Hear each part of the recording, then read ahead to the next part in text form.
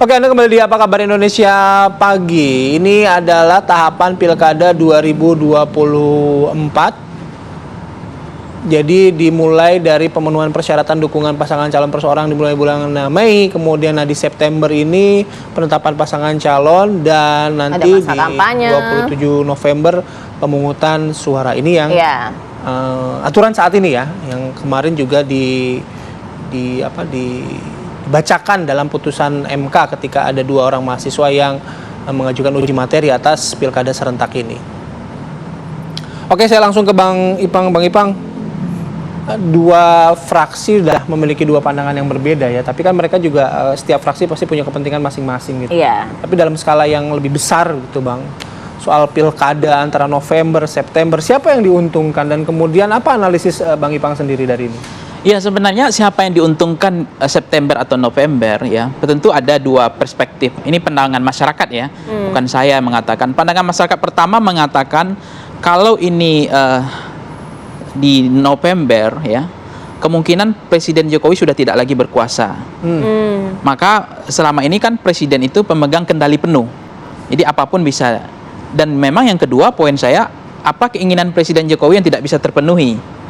Nah, kalau bicara tentang fatsun etika politik, harusnya juga apakah Perpu, apakah itu revisi undang-undang, semangatnya kan bukan untuk kelompok golongan tertentu, bukan merevisi undang-undang untuk melanggengkan dinasti politik, bukan untuk kepentingan keluarga 1-2 orang saja atau untuk kepentingan 1 orang saja.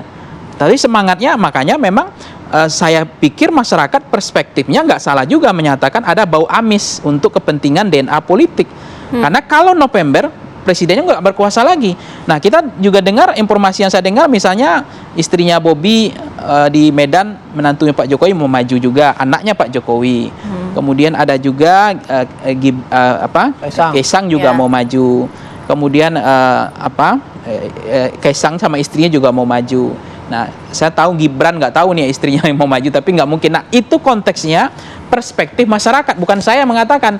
Nah, kalau di September presidennya masih berkuasa, tapi kalau November presiden sudah tidak berkuasa lagi, maka potensi yang namanya abuse of power, penyalahgunaan kekuasaan, itu tidak terjadi. Nah, kalau presiden itu negarawan, kalau saya presiden, saya pasti ngomong gini, supaya tidak ada konflik kepentingan, ya udah majukan ke September saja.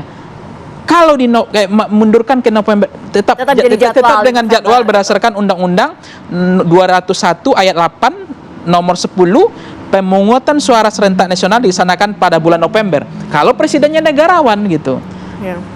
Dia yang minta, nggak perlu beliau mengeluarkan Perpu. Tapi kemungkinan kedua ada juga pandangan perspektif lain, seperti Bang Doli dan Golkar, atau pandangan pemerintah misalnya, supaya tidak terjadi kekosongan pemerintah.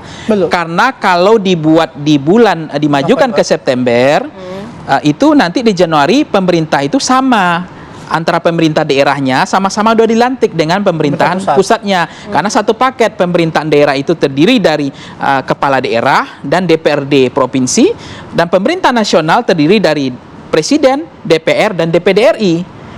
Yang kedua adalah tujuannya supaya, katanya nih, kata Mendagri ya, Tito Karnavian, supaya ada perencanaan anggaran pemerintah pusat dengan daerah itu sinkronis.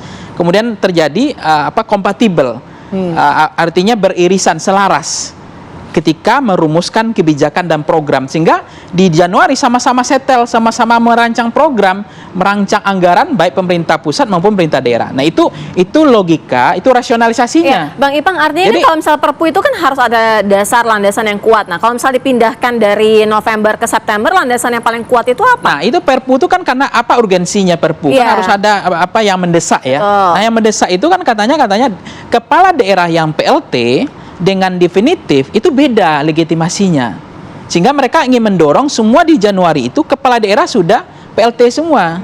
Nah, itu juga kesalahan sebenarnya perancangan desain undang-undang atau pemilu kita. Kalau begini ingin modelnya, harusnya kan memang buat sajalah pemilu presiden, DPR dan DPD di bulan Februari. Nah, kemudian di bulan Juli baru dilakukan pemilihan pemilu daerah, DPRD provinsi, DPRD kabupaten kota, kepala daerah, kan itu bagus sebetulnya. Tapi kan nggak terjadi, dibuat serentak. Jadi Jadi saya nggak menyatakan bahwa bau amis ini masyarakat nggak boleh ya memang harus curiga gitu. Oke, itu Kalau nggak analisis curiga dari Bang mau Ipang ya. ngapain lagi gitu. Ya, ya, Oke. analisis dari Bang Ipang. Saya langsung ke Bang Doli. Bang Doli merespon apa yang disampaikan oleh Bang Ipang, dan kemudian juga ketika tadi Bang Doli menyatakan ada setuju ketika November pindah ke September. Sebenarnya urgensinya apa, Iya. Bang Doli? Ini kalau ini sikap kami ya di fraksi Partai Golkar, sebenarnya sudah tidak mempersoalkan lagi soal mau November atau September ya, karena apalagi sudah ada keputusan Mahkamah Konstitusi ya. Dan memang tadi kan pertanyaannya di awal itu kan apa pandangan kami terhadap pernyataan Pak Tito gitu. Nah, Ya. kalau ditanya apakah siap, ya karena semuanya pasti sudah siap. Karena dari awal kita sama-sama menyusun adanya kesepakatan perubahan jadwal itu. Nah, pertanyaannya kenapa waktu itu disepakati untuk dimajukan? Alasan pertamanya, ya saya mengatakan juga boleh saja ya orang menafsirkan dimajukan September, apalagi kan sekarang kan dikit-dikit memang selalu dibangun stigma seolah-olah ini kepentingan Pak Jokowi, kalau ada apa dikit-dikit negara ini yang dipojok-pojokkan Pak Jokowi, ya itu silahkan saja gitu ya. Tetapi kami pada saat itu membahas pertama ya di dalam undang-undang itu ya, dalam Undang-Undang Nomor 10 Tahun 2016 disebutkan per tanggal 31 Desember 2024 ya semua kepala daerah itu harus sudah habis masa jabatannya.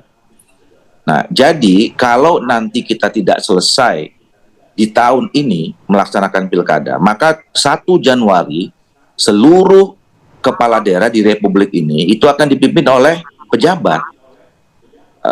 Baik pejabat gubernur, pejabat bupati maupun pejabat wali kota ya. Nah, kemarin aja ini sudah ada mulai terjadi kekisruhan, kita rame bicara tentang soal pejabat-pejabat ini ya. Karena separuh 270-an itu sudah dipejabatkan kemarin yang ikut pilkada 2017-2018. Nah, ini yang ikut 2020 per 1 Januari mereka sudah harus diganti lagi, diberhentikan tanggal 31 Januari. Itu perintah Undang-Undang Nomor 10 Tahun 2016. Nah, makanya pilihannya waktu itu adalah dimajukan bulan September sehingga memang kita bisa selesaikan semua paling lambat bulan Desember sudah selesai pilkada dengan sengketa-sengketanya gitu loh. Nah, dan waktu itu September itu nggak memakai hasil pemilu yang kemarin. Ya, ini informasi, ini kan bahwa September pun kalau dilaksanakan itu tetap memakai hasil pemilu tahun 2024 ya, karena pendaftarannya cuma beda sebulan dengan kalau dibuat November. Nah, makanya kenapa sampai saat ini sekali lagi saya mengatakan kami nggak bersoalkan lagi mau November juga nggak ada masalah. Tapi concern kami adalah bahwa ada undang-undang, ada materi-materi dalam undang-undang ini yang harus kita memang revisi. Ya. Apalagi misalnya selain yang tadi soal keserentakan, ini memang agak aneh ya, kita bicara keserentakan, hanya keserentakan pemilihannya saja, tapi kita nggak pernah membicarakan tentang keserentakan pelantikan ya. Jadi apa gunanya keserentakan pemilihan kalau keserentakan pelantikannya enggak?